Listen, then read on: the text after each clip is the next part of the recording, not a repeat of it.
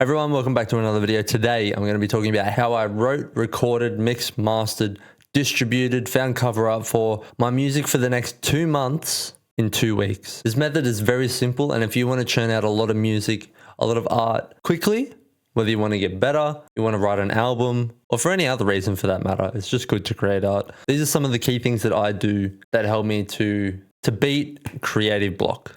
It just doesn't exist for me anymore. So the first tip would be just do it every day. Everyone says this, but it's so true.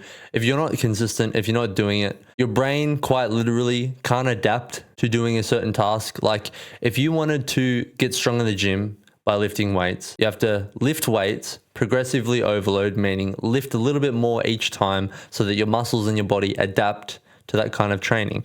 Being creative is no different. If you want to be able to put out a lot of creative volume while maintaining a certain quality, you have to do it for an extended period of time. So for me, I make music every single day, no exceptions. Up until very recently, like 2 days ago, I've been making music for 5 hours a day. And I would time that with FL Studio's project time. If you press F11, it'll come up with like an about page and it'll tell you how much time you've spent on a project. And I would just add that up from each project that I'd started or worked on during that day. And that's how I'd figure out how much time I had spent.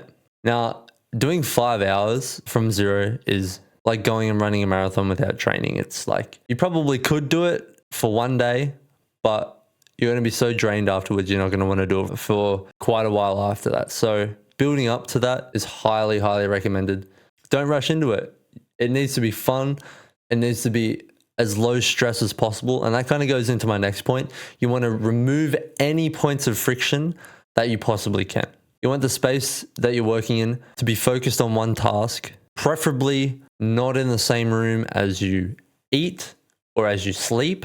And if you absolutely have to, I would even try something as simple as turning your workstation around to face the other direction when you're working on a specific task. That's one little way you could do it.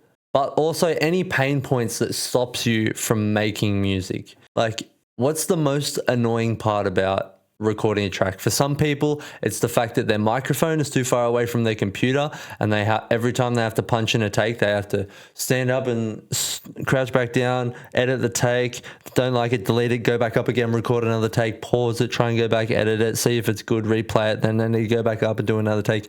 It's just too hard. Try having your mic right in front of your computer like I do here. Or for me, if you want to try and learn piano, don't have it off to the side or behind you. If you're trying to build a habit, you want to make it as easily accessible to you as possible. Make it as obvious as possible, right in front of you at all times. So you're like, oh, this is what I'm doing. Another tip could be identifying what time of the day you're most creative, whether that's in the morning when you're energized, fresh awake, or at the end of the day when you feel like you've done all of your tasks and all the things you had to do for the day, and now you're free, you're relaxed, your mind is clear.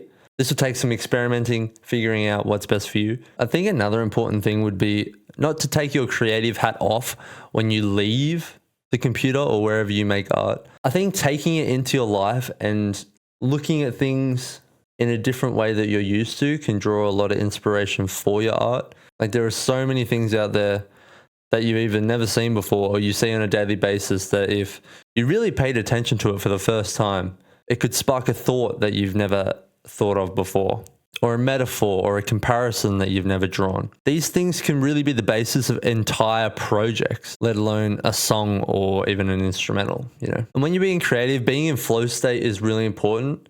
I think learning and understanding about that is a vital skill really in life. But a couple of things that I do personally, I used to work on a multi-monitor setup, but now I just have a laptop. It's one screen, and I think it helps incredibly for staying focused. You only have one screen on, you have one task in front of you, and you're not getting distracted by other monitors or YouTube on this one and, you know, messages on the other. Less distractions. When I feel like I'm being distracted by my phone, put it face down, slightly out of arm's reach or in the drawer so I don't see it. And it can even be as simple as things like have water on your desk so you can drink when you feel thirsty, or make sure you eat before you start a session so that you don't get hungry halfway through and it sort of slows you down. You know what I mean? Like it's just being prepared to be fully immersed in the task. But be careful not to go too far with this, because what a lot of creative people struggle with is this idea of perfectionism, and things have to be perfect for a certain outcome to be achieved, or for them to do a certain thing. And that is the number one thing that can stop you from creating and finishing art and moving forward in life in general. Like, if you can just recognize when you're stuck in that loop and you just break it, even if it feels wrong in the moment, and you might be prematurely finishing something that might not be finished, quote unquote, or what you think might not be finished, doing that can start to shift the scale in the other direction and to get the wheels moving again. And the great thing is, you can always come back. The thing is with art, it's like, it's never actually finished. You just get to a point where, for me at least, you're so excited about the new stuff you're making, you want to hurry up and finish the stuff that you're on now so that you can get to that new stuff. If it does feel stale, just try something different, even if it sucks. Like, being a kid and playing is one of the most important ways to keep things fresh, not taking things too seriously, not putting these invisible rigid rules and guidelines that things have to be this way. The kicks have to be on grid, and the hi-hats have to be two-step, and you have to use the same 808. Just every once in a while, just do something really random that you would never do. Try and break stuff. And you never know. Sometimes it's terrible, and sometimes it's actually kind of cool. That's how you learn and grow. That's how you get better, and that's how you adapt new styles.